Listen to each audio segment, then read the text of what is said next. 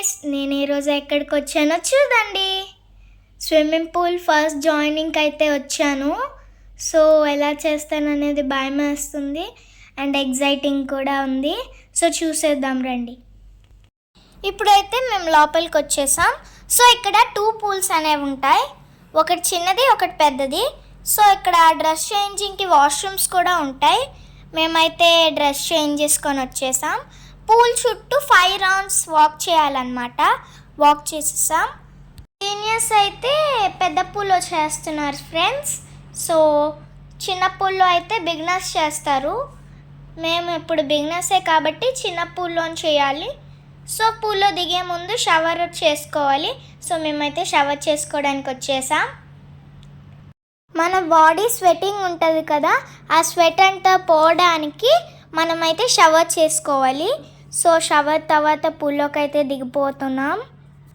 So ఎగ్జైటింగ్గా ఉంది, కానీ భయం కూడా కొంచెం వేస్తుంది.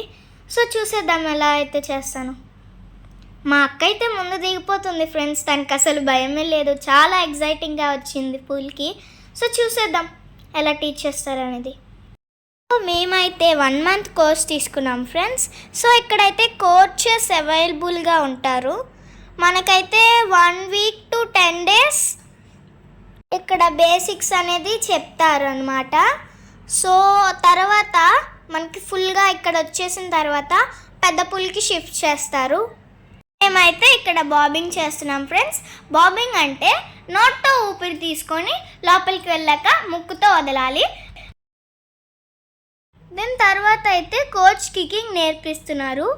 అది రివర్స్ కికింగ్.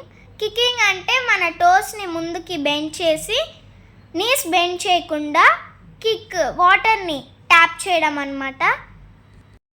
లాస్ట్ 10 మినిట్స్ అయితే ఆడుకోవడానికి వదిలేస్తారు.